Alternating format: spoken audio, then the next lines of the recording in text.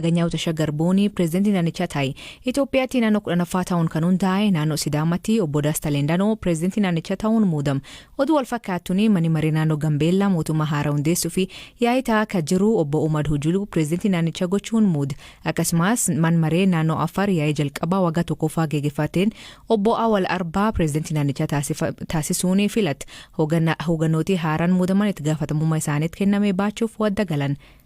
Itoophiyaatti iddoowwan garagaraatti filannoon biyyaalessaa marsaa 6ffaa fi riifareendamiin geggeeffamaa ture. Filannoon kun naannoo Uummata Kibbaa, naannoo Somaalee fi naannoo Affaarii, naannoo Hararii bakka filannoonni waxabajjiin geggeeffamaniitti taasifama. Filannoo fi riifareendamii kanaa fi uummanni miliyoon 7,600 galmaa'u boodiin filannoo beeksisee ture. Galaana Balaayii dabalataan isiniif dhiyeessa. Iddoowwan amma dura filannoon sababa garaagaraatiin hin gaggeeffamiin keessatti har'a fulbaana 30 bara 2021 filannoon biyyaalessaa marsaa 6ffaa fi riifareendamiin gaggeeffamaa oole. Guutummaa naannoo Somaalee fi Hararii keessatti filannoon kun har'a gaggeeffamaa oole. Naannolee akka Amaaraa, Oromiyaa, Beenishaangul Gumzii fi uummattoota Kibbaatti ammoo iddoowwan muraasatti filannoon marsaa 6ffaa sababa nageenyaa fi dhimmoota birootiin osoo hin gaggeeffamiin hafuun isaa ni yaadatama. Teessuma paarlaamaa naannoo Tigraay 38 dabalatee teessumni 102 filannoo waxabajjiitiin osoo hin guutamiin kan hafe yoo ta'u filannoo naannoo Somaalee fi Harariitiin gariin isaa ni guutama jedhamee eegama. Keessattuu filannoo naannoo Somaaleetti baatii waxabajjii gaggeeffamuuf ture irratti sababa paartileen Izemaa fi Adda Bilisa Baasaa Ogaadeen iyyata dhiyeessaniif filannichi akka dheereffamu taasifamus filannichi gaggeeffamuuf yeroo torbeen muraasa hafu dhaabbileen siyaasaa dorgomtootaa 3 komiin dhiyeessanii turan furmaata waan hin arganneef filannoo keessaa of baasaniiru. Kana jechuun ammoo naannicha keessatti dhaaba badhaadhinaa qofatu filannoo har'aa kanaaf dorgomaa jira. Naannoo Hararii kabaayina uummataa fi bal'ina lafaan naannolee kaan irra xiqqaa ta'e keessattis har'a sagaleen kennamaa oole. Gama kaaniin naannoo uummattoota Kibbaatti godinaalee 5 fi aanaa addaa tokko walitti makuun yaada naannoo 11ffaa ijaaruuf yaadame irratti har'a sagaleen riifareendamii kennamaa oole. Har'a uummattoonni Koontaa, godina Lixa Oomoo, godina Beench Maajii, Kafaa, Daawuroof Shakkaa naannoo uummattoota Kibbaa irraa adda bahuun naannoo Kibba Lixa Itoophiyaa hundeessuu fi dhiisuu irratti sagalee kennaniiru. Filannoo fi kenniinsa sagalee riifareendamii har'a gaggeeffamu kanaaf uummanni miliyoona 7.6 kagalmaa'e akka ta'e boordiin filannoo biyyaalessaa beeksiseera. Sa'a muraasa dura miidiyaaleef ibsa kan kennan dura teessuun boordii filannoo Itoophiyaa Aadde Burtukaan Midhaqsaa filannoon naannoo Somaaleef Harariitti gaggeeffamaa jiru akkasumas riifareendamiin naannoo Kibba Lixa Itoophiyaa naga qabeessa ta'ee gaggeeffamaa akka jiru ibsaniiru.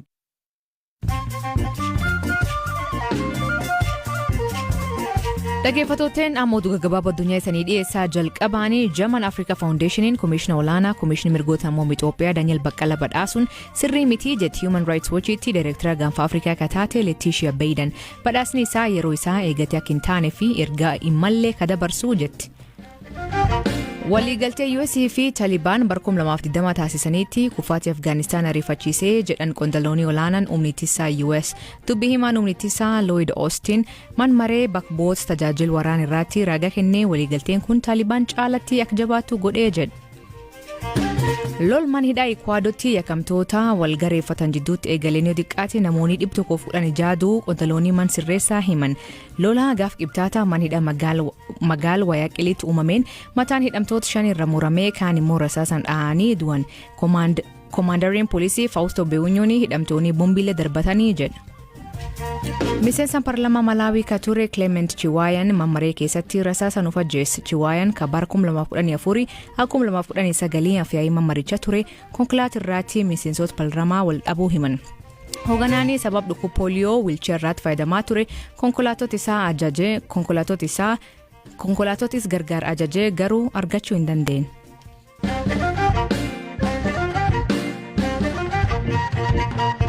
Ministeerri dhimma alaa Itoophiyaa qondaaltonni UN 772 keessatti daangaa biyyattii gadhiisanii akka ba'an ajaje. Ministeerichi akka jedhuutti murteen kun kan fudhatamee fi namoonni kunneen dhimkeessoo biyyaa keesseenuu fi lammii biyya alaa akka biyyaatti himatamuu hin dandeenye ta'uu isaaniif hoggantoonni deeggarsa namoonni UN mootummaa Itoophiyaa deeggarsi naannoo Tigraay akka hin gallee fi beekaa dhaqee jechuun himatti Galaana Balaayii gabaas qaba. Kaaba Itoophiyaa naannoo Tigraayitti waraanni humnoota TPLF fi mootummaa federaalaa gidduutti erga jalqabee amma ji'ootni 10 darbaniin wal qabatee dhaabbilee idil-addunyaa deeggarsa namoomaa dhiyeessan gariinii fi mootummaa Itoophiyaa gidduu ataakaaroon erga dhaga'amuu eegalee bubbuleera. Ejensiiwwan gargaarsaa fi mirga namoomaa dhaabbata biyyoota gamtoomanii jala jiran dhiyeessii deeggarsa namoomaa fi sarbama mirga namoomaa naannoo Tigraay keessatti dhalateef mootummaa Itoophiyaa irratti dhiibbaa hin malle gochaa akka turan mootummaan Itoophiyaa himachaa ture. Mootummaan Itoophiyaa ibsa har'a fulbaana 30 baaseen ammoo hojjettoota gargaarsaa dhaabbata biyyoota gamtoomanii 7 dhimma keessoo Itoophiyaa keessa harka galfattaniittu jechuun sa'aatii 72 jechuunis guyyaa 3 keessatti biyyaa akka ba'an murteessu beeksiseera. Kanneen Itoophiyaan biyyaa ari'atte Itoophiyaatti bakka buutuu UNICEF Adel Kihoodir, UN'tti hooggantuu waajjira qindeessaa deeggarsa namoomaa Maarsii Vigoda, UN'tti gargaarsa dhimma nageenyaa fi misoomaa Kisiweesii Saanisi Kulote, waajjira UN'tti itti aanaa hoogganaa kataan Sa'aadaa Muhammad Hersi, UN'tti hooggantuu garee hordoffii fi gabaasaa Saanii Onyogubula, waajjira UN Itoophiyaatti itti aanaa qindeessaa deeggarsa namoomaa Giraan La'itee, akkasumas UN'tti qindeessaa deeggarsa yeroo eeggannoo Gaadii Eltaahir Mu'aadiidha. Deetaan ministeera haajaa alaa Itoophiyaa obbo Redwaan Huseen waxabajjii 15 ibsa miidiyaaleef kennanii turaniin dhaabbileen deeggarsaa keessumaa dhaabbata biyyoota gamtoomanii akeekkachiisanii turan. አንዳንድ አካላትም በተለይም የተባበሩት መንግስታት ድርጅት qaamoleen tokko tokko keessumaa UN fi qaamoleen deeggarsa namoomaa qindeessina jedhan tokko tokko addatti Itoophiyaa keessa ramadamanii kanneen qindeessaniin alatti fagoo ta'anii gargaarsa caalaatti propaagandaa warra qindeessan mootummaa Itoophiyaa muddaa fi maqaballeessuun duula gaggeessaa jiru. Kanas mootummaan akeekkachiisuuf yaaleera. Haalichi akkasitti kan itti fufu yoo ta'e waliin hojjechuuf waliigaltee jiru keessa deebi'ee ilaaluuf garii ammoo biyyaa baasuuf haalli itti dirqamu uumamaa jira. Dhaabbatni biyyoota gamtoomanis ta'e qaamni Itoophiyaan gargaara jedhu kamuu deeggarsa dhiyeessuu fi namooma irratti qofa akka murtaa'u hubachiisuu fedha. ለማሳሰብ ይወዳል። dhiyeenya kana dhaabbileen gargaarsaa UN mootummaan Itoophiyaa naannoo Tigraayiif deeggarsa kan geeffamne danqaa kaa'eeraa jechuun kan komate yoo ta'u mootummaan Itoophiyaa ammoo konkolaattotni amma dura deeggarsa fe'anii garasitti imalan deebi'uu dhabuu akka sababaatti dhiyeesseera. Deeggarsa dhiyeessuuf murannoo akka qabus himee ture. Murtee kan hordofee ibsa Basee UN hojjettoonni isaanii Itoophiyaa keessatti gargaarsa barbaachisaa namoota rakkisa guddaa keessa jiruuf dhiyeessuu him. Dabalataan hojjettoota isaanii biyyattii keessa dalagaa jiran irratti amantaa akka qaban ibsan. Kanaaf akka isaan hojii isaanii barbaachisaa ta'een itti fufan mootummaa Itoophiyaa walii wal mari'achuu himan.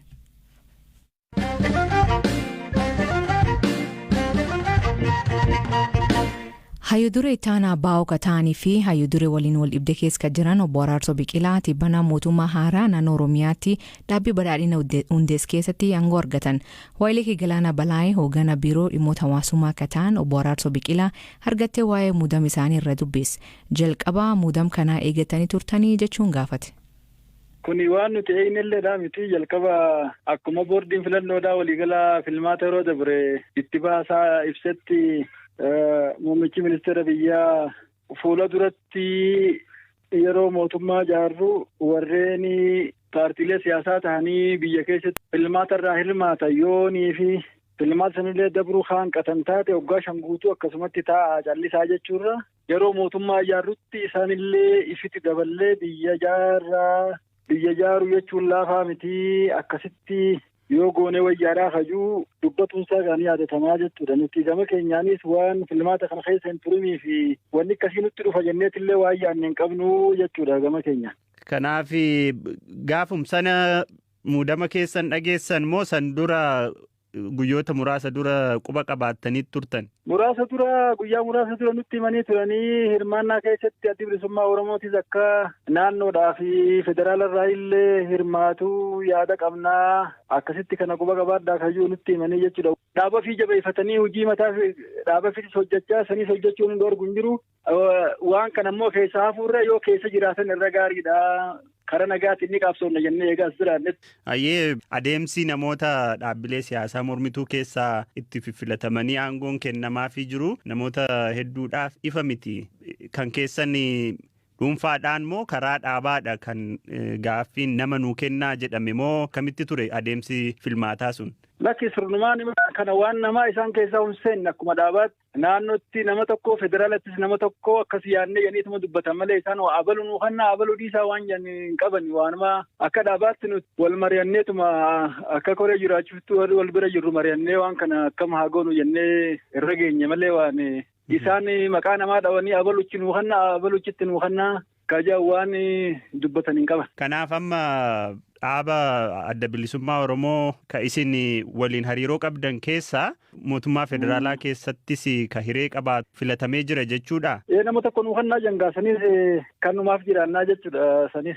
Imaammata dhaabni keessan fakkeenyaaf ramaddii hojii amma isinii kenname irratti qabu booddeetti jedhanii yookaan wal keessa ka amma mootummaan qabu wajjin wal keessa fuudhanii uummata tajaajiluun salphaa ta'a jettanii yaaddu moo ulfaataa ta'a jettanii yaaddu? Lakkii kun nutti ulfaataa kajuun qabamu xalloo qabnurraayis haala hundaas uummanni keenyaas uummatuma keenya uummataas tokkuma qabna biyyaas tokkuma qabna hundeedhaan ammoo waan tokko nu godhuutu jira jiruuf jireenya uummata keenyaa jijjiiruu irratti ilaalcha tokko qabna akka hojiidhaatti waan guddaa ulfaatu hin qabu jechuudha. Obbo Araarsoo wal dhibdee dhaaba keessan keessa ture hordofee qoodinsi dhalateera ergasii amma immoo muudamni keessan gaafa dhaga'amu namni gariin dursaniiyyuu badhaadhina ta'aniiru isiniin jedhu isin badhaadhina taatanii deebiin keessan maali? Dhaabuu badhaadhinaan taane nuti kaleessaas arraas borus adda bilisummaa Oromooti malee hin taane waan biyya guutuu keessatti nus keessaa hafuurra keessa jiraatu kan jennu malee waan paartii badhaadhinaa taate hin qabdu jechuudha. Yoo paartii badhaadhinaa taate maqaa kana guutuu ofirraa dhiifteetuma achi keessaayis baatee labsitee nageetti jettee keessaa baatee ogummaatti qabdu barbaaddattee achi keessatti paartii san akeeka siidhaatiif sirna siidhaa fudhattee seentaa jechuudha. Kun akkasii malee waan taame hin qabu. Humgaamaan namni keenya hubannoo dhabuurraa jibbansarraa waan akkasiitirraa namni waan fedhe ololoo fudha danda'a nuti kaleessaa zarraa adda bilisummaa Oromooti. Ayyee wal dhibdeen hayyu duree abaa obbo Daawud Ibsaa wajjiniin qabdan ka isaaniin taliigaman waliin garaagarummaan dhalatee ture walitti dhufuun danda'amee jira maalirra jirtu?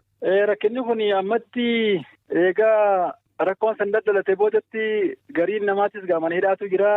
Obbo Daawudis manaa gadi bahaa jiranii kanaaf nagummaa keessanii mana ture akkuma jenitti jiranii kanaaf namnis dandaqu kanaaf ammaan tanatti waan qaamaan walitti dhufnee waan jenne hin qabne ammoo fuula duratti rakkoon san walitti dhufnee yoo mari'anne numa furama jennee yaannaa jechuudha waan guddaadhaa miti namni wal dhabbii dhuunfaatis qabu hin jiru fuula duratti gaanii furama jenneetuma abdannaa jechuudha dhimmi warreen mana hidhaa jiranis qabsoo keessatti qabsawaatti hidhamaa rakkoon adda addaa ni mudataa ammoo deebanis akka baanis ni abdannaa. Baay'ee galatooma obbo Araarsoo gaaffiiwwan koo hanganuma yeroo gaarii qabaadhaa ka. Ayyee fayyaa ta'a galatooma. Dhaggeeffattootni nuti dabalataanii dhaabbata mootummaa gamtoomaniitti barreessaa olaanaa akka ta'e Antooniyoo Guuteres galgala kan ibsa baasen hojjettoonni isaa Itoophiyaa keessaa ari'amuun is rifachiisu himu hojjettoonni isaa naamusaan hojjechaa ture ibsa. Dhaggeeffattootni sagantaan har'aa ganumaan waliin turuu keessaniif galatooma isaniin jedha. Mammaasii galgala kana namijees malee ani du'u adoo jedhu boofii du'ee jedhan. Hiikan isa san biraatti maanii koomentii keessatti nu beeksisa.